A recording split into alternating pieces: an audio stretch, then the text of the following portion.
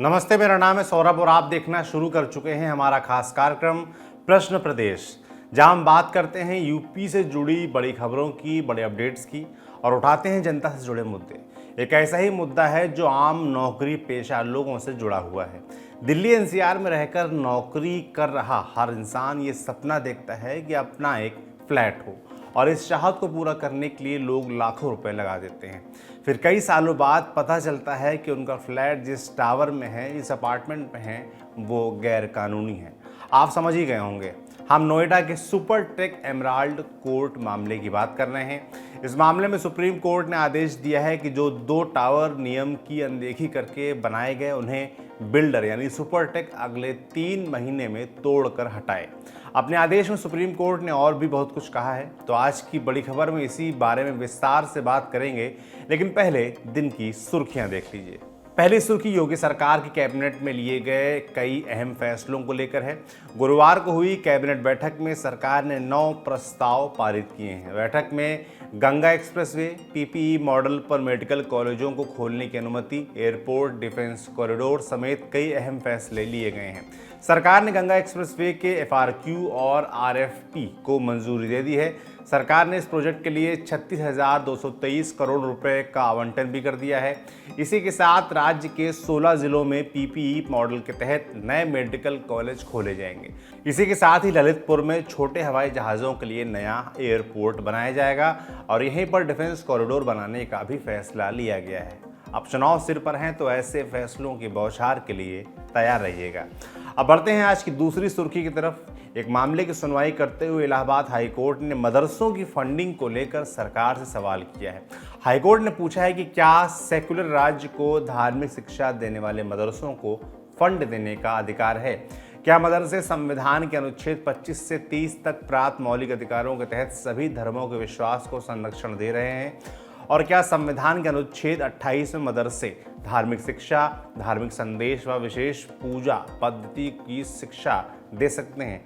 और इसके साथ ही क्या महिलाओं को मदरसों में प्रवेश पर रोक है? हाईकोर्ट ने सरकार से 4 हफ्तों के भीतर जवाब मांगा है। वहीं इस मामले पर मुस्लिम धर्मगुरु और दारुल उलूम फिरंगी महल के प्रवक्ता मौलाना सुफियान निजामी ने कहा है कि वो कोर्ट का पूरा सम्मान करते हैं, लेकिन कोर्ट को इस बात का ज्ञान होना चाहिए कि मदरसों में सिर्फ धार्मिक शिक्षा नहीं दी जाती, बल्कि हिंदी, अंग्रेजी और एनसीईआरटी किताबों से भी शिक्षा बच्चों को दी जाती है। लिहाजा मदरसों को सिर्फ धार्मिक शिक्षा से जोड़ना सही नहीं है। मामले में आगे जो होगा वो हम आपको बताएंगे।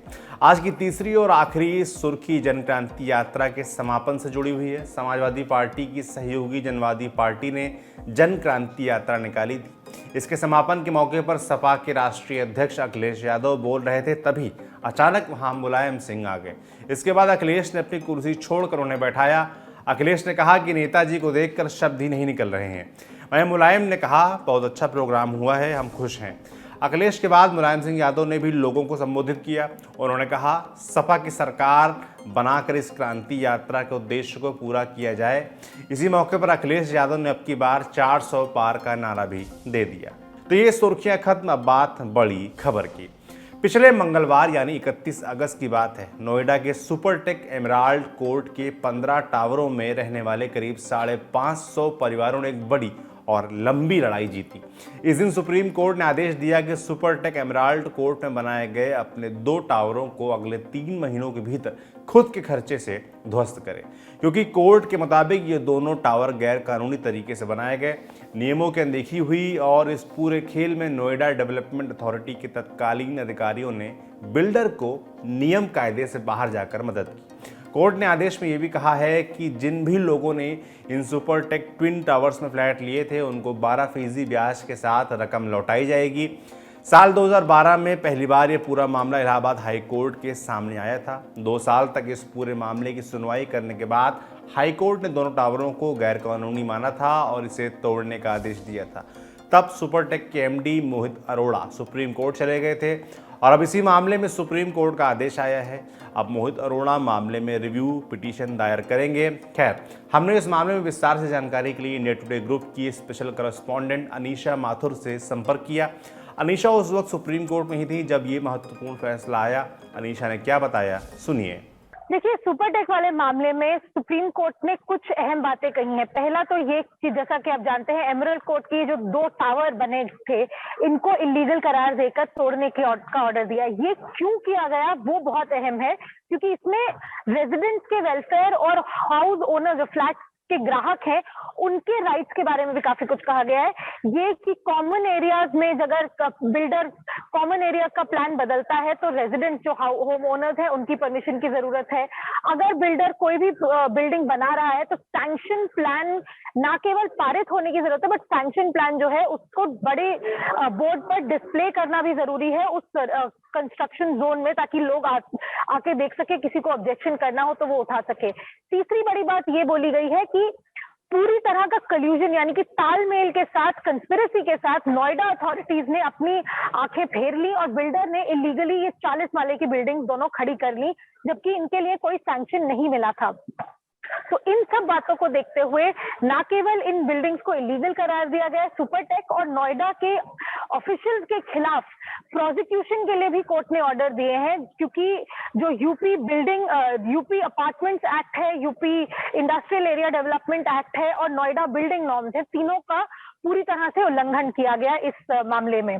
जहां तक रेजिडेंट्स का सवाल है, एमरल्ड कोर्ट RWA को को भी 2 करोड़ रुपए की कंपनसेशन देने के लिए कोर्ट ने कहा है। जितने लोगों ने, ग्राहकों ने इन 2 टावर्स में, कुछ 650 घर इन 2 टावर्स के बिक चुके थे, 950 के आसपास इन टावर्स में घर हैं, उनके भी पैसे वापस करने के लिए कहा गया है। किस तरह से पेमेंट होगी उसके बारे में भी सुप्रीम कोर्ट ने कहा है। जिन्होंने ROI के बतौर खरीदा था, जिन्होंने होम लोन लेके खरीदा था, जिन्होंने कुछ पैसे देके अपनी तरफ से देके खरीदा था, सबको किस तरह से पैसे वापस किए जाएंगे वो भी कोर्ट ने कहा है।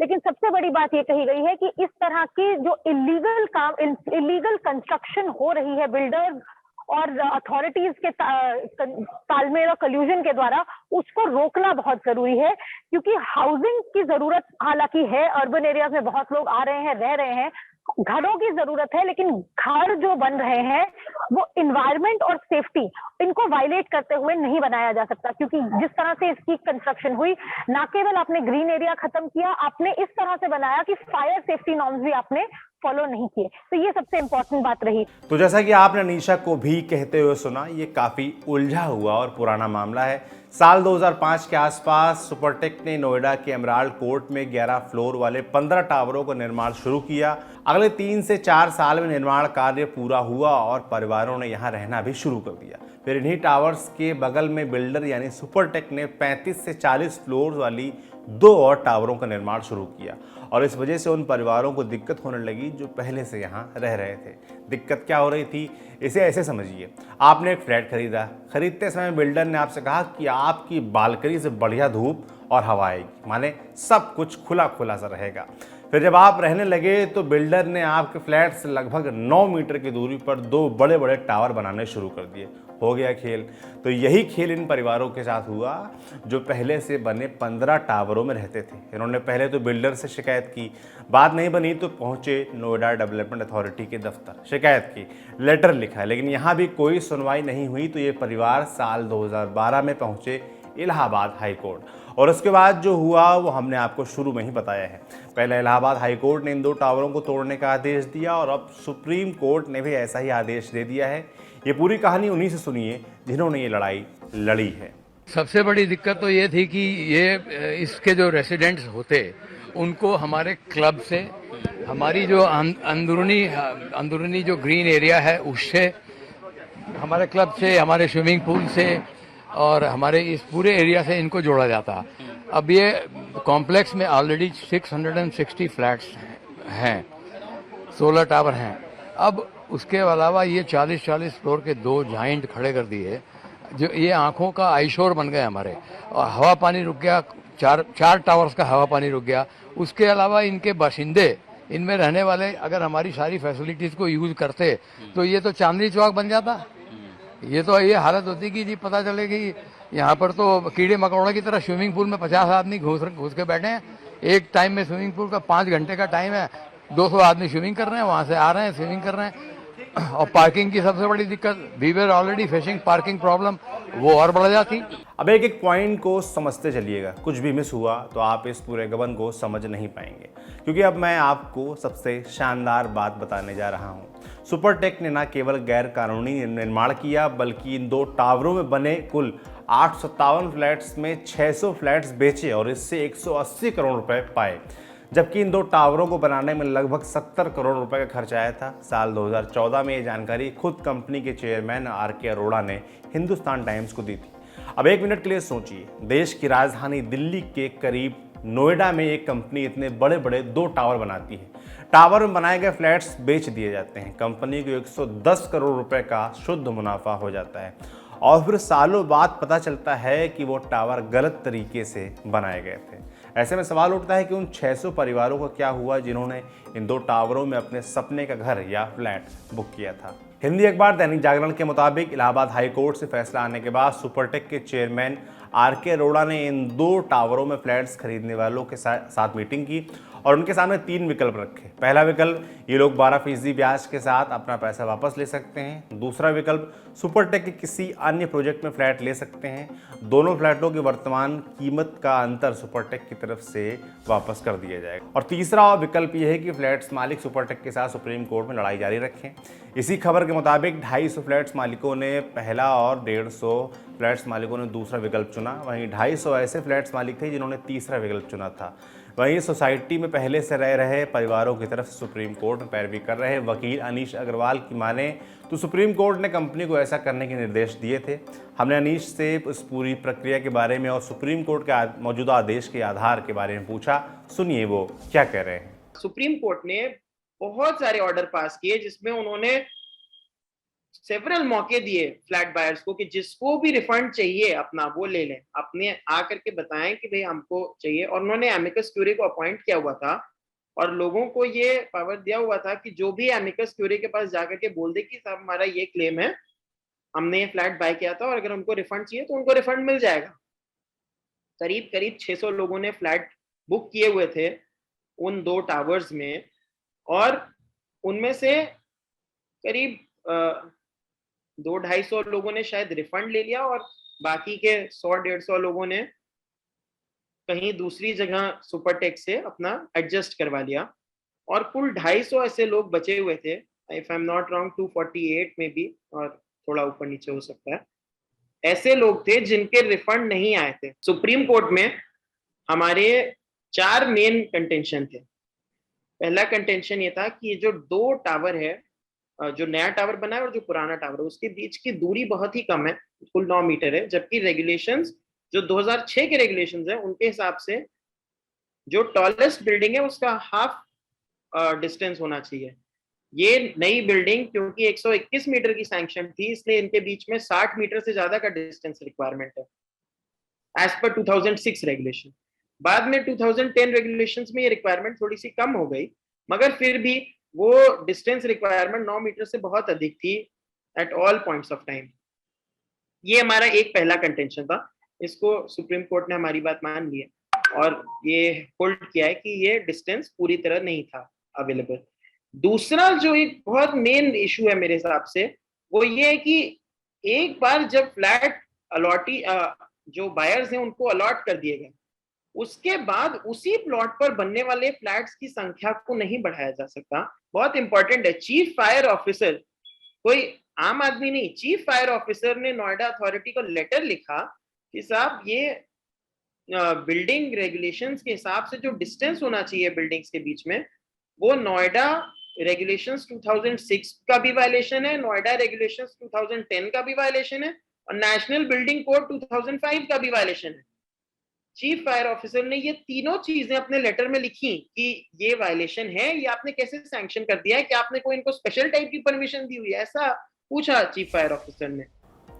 तो देख लिया, इस पूरे मामले को एक कहावत में समेटना चाहें तो वो है आंख बंद डिब्बा गायब। वैसे कायदे से इस मामले में आंख बंद हुई नहीं थी, नोएडा डेवलपमेंट अथॉरिटी के तत्कालीन अधिकारियों ने आंखें बंद कर ली थी, लेकिन अब तो पूरा मामला ही खुल चुका है। सो यूपी सरकार भी एक्शन मोड में आ गई है। सरकार ने नोएडा अथॉरिटी के तत्कालीन नियोजन प्रबंधक मुकेश गोयल को निलंबित कर दिया है। मुकेश गोयल अभी गोरखपुर डेवलपमेंट अथॉरिटी GDA में इसी पद पर तैनात थे। मुख्यमंत्री योगी आदित्यनाथ ने सख्त रुख अख्तियार करते हुए SIT गठित करने और साल 2004 से 17 तक इस प्रकरण से जुड़े रहे अफसरों की सूची बनाकर जवाबदेही तय करने को भी कहा है। माने 10 साल बाद ही सही, लेकिन अब लग रहा है कि इस मामले में दोषियों के खिलाफ कार्रवाई होगी। खैर, अब कार्यक्रम में आगे बढ़ते हैं और पूछते हैं क्या हाल है यूपी। आपको पता ही है कि हमारी एक टीम यूपी यात्रा पर है। हमारे संपादक सौरभ द्विवेदी 3 सितंबर को यानी कल बिजनौर में होंगे। आप वहां उनसे मिल सकते हैं और इसके लिए अपना नाम, पता, नंबर lt.chunav@gmail.com पर मेल कर सकते हैं। आइए आपको अब इस टीम द्वारा भेजी गई एक रिपोर्ट का छोटा सा हिस्सा दिखाते हैं। जान बच गई, कोई और सरकार होती तो आज जीते नहीं खड़े होते। अच्छा, तो क्या ऐसा सरकार ने किया जिससे जान बच गई? लॉकडाउन दिया, राशन दिया, फैसिलिटी दी, वैक्सीन दी है, बहुत कुछ दिया है। क्या नहीं किया मोदी सरकार ने? आज अगर हम खड़े हैं तो मोदी सरकार की वजह से खड़े हैं, वरना कोई और सरकार होती हमें लगता नहीं था कि हम खड़े होंगे आज। तो ये एक बड़ा फैक्टर है। हाँ, कि कोरोना से जान बच गई, यही इफेक्ट है। और योगी आदित्यनाथ सरकार, आदित्यनाथ सरकार ठीक है, क्या ठीक है? उसमें क्या काम ठीक लगे आपको? उन्हीं के लोकेशन में चल रही है वो भी। मोदी जी के डायरेक्शन चरण में है। चिन्हों पे योगी सरकार चल रही है। योगी सरकार भी वही कर रही है जो मोदी सरकार कर रही है। क्या कुछ फैसले कुछ ऐसे अच्छे लगे हो आपको? अच्छे, थोड़ा रोजगार में फर्क पड़ा है। कैसा फर्क? जैसे लॉकडाउन चला है कि नहीं चल पाई, गाड़ी निकलवाई थी, गाड़ी निकलवाते ही लॉकडाउन चल गए, नहीं चल पाई, घर से किस्तें दिए हैं, ये इफेक्ट तो पड़ा है कि नहीं कमा पाए। तो रोजगार पे मतलब थोड़ा डिप हुआ है, बिल्कुल, कम हुआ है। बिल्कुल हुआ है। हाँ। और अच्छा क्या हुआ? आपने कहा ना कि वो सरकार अच्छा ये हुआ है कि अगर मोदी सरकार थी तो हम ये मानते हैं कि हमारी जान बची है। कोई और सरकार होती तो शायद ना बच पाती। ये लॉकडाउन जिस तरह कंट्रोल किया है इन्होंने, मोदी सरकार ने, हो सकता है दूसरी सरकार नहीं कर पाती, जैसे इन्होंने ऑब्जेक्शन उठाए थे औरों ने। अभी जैसे थोड़े दिनों में यहाँ पे चुनाव होने वाले हैं, तो तमाम पार्टियां हैं जो अपना दावा रखेंगी। भाजपा है रूलिंग पार्टी, उसके अलावा सपा, बसपा है, कांग्रेस है। दूसरी पार्टियों के बारे में क्या सोचते हैं आप? कुछ नहीं सोचते, हमने मोदी सरकार सोच रखी है बस बस, बाकियों के बारे में सोचते कुछ नहीं सोचते। क्लैरिटी है। हाँ, क्लैरिटी है। क्या नाम है अंकल आपका? नमस्ते। घनश्याम। घनश्याम जी, क्या करते हैं आप? आप बैठे रहिए, खेती बाड़ी करते हैं। बैठे कोई नहीं, अच्छा जी, खेती बाड़ी करते हैं। क्या क्या खेती होती है अपने यहाँ? गन्ना, धान, गेहूँ। क्या रेट चल रहा है अभी गन्ने का? 325। 325। हाँ, कौन सी मिल पे जाता है? Sarsa cooperative sugar mill. Sarsawa वाली पे। पेमेंट कब तक का हो रखा है? पेमेंट तो दो क्या हुआ है, पेमेंट तो बताएंगे तो हम पहले भाई उन्हें पता, क्योंकि मैं गेहूँ धान लगाता हूँ। आप गेहूं धान लगाते हो, तो गेहूं धान का कुछ सरकारी खरीद होता है? हाँ, सरकारी हो। उसका क्या रेट मिल रहा है? रेट मिल रहा है उसका 1975 रुपये गेहूँ। और धान? धान का नहीं, नहीं वो नहीं रेट है, 1840 रुपये। आपको उस्ताद जी पता नहीं धान का रेट है? इतना 800 रुपये बढ़ा के बता रहे हो। खेती करते हो आप? नहीं। तब ठीक है। हाँ हाँ हाँ क्या देते तो हम बहुत झटके में आ जाते।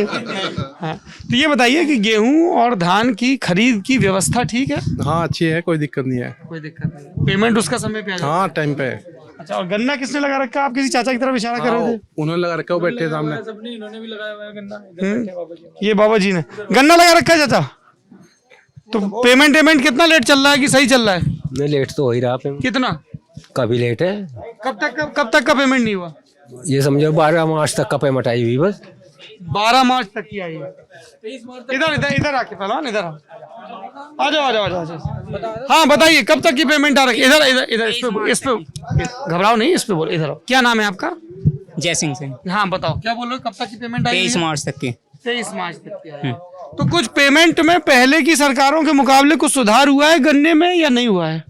नहीं, पेमेंट में तो कोई सुधार नहीं हुआ। बाकी खरीद ठीक ठाक है, वो एक रेट चल रहा है 4 साल से। कोई 5 रुपए नहीं बढ़ाए, कोई भी 5 रुपए नहीं बढ़ाए 4 साल से, वही 325 का रेट चल रहा है। जो रेट मायावती ने तय करा था आज वही रेट है। मुलायम सिंह ने, अखिलेश ने कोई रेट नहीं बढ़ाया। योगी ने गन्ने में कोई रेट आपका नाम नहीं क्या है? बढ़ाया। सुभाष सैनी। अगर आप ये पूरी रिपोर्ट देखना चाहते हैं या इस यात्रा से जुड़े रहना चाहते हैं तो YouTube पर हमारे नए चैनल लल्लन टॉप यूपी को सब्सक्राइब भी ज़रूर कर लीजिए। वही पेज है जहां आप सौरभ द्विवेदी रोज़ लाइव आते हैं और आपसे बात करते हैं, यूपी से जुड़े मसलों पर जवाब देते हैं। आज के लिए इतना ही, कल फिर भेंट होगी। देखते रहिए दी लल्लन टॉप। शुभ रात्रि। कौन से सवाल का जवाब है यूपी? कौन सी देनदारियों का हिसाब है यूपी। बवाल कमाल या फिर संख्या का भोकाल है यूपी। किसी का हासिल तो किसी का मलाल है यूपी। खुशहाल बदहाल या बहरहाल है यूपी। बताओ तुम्हारा क्या हाल है यूपी।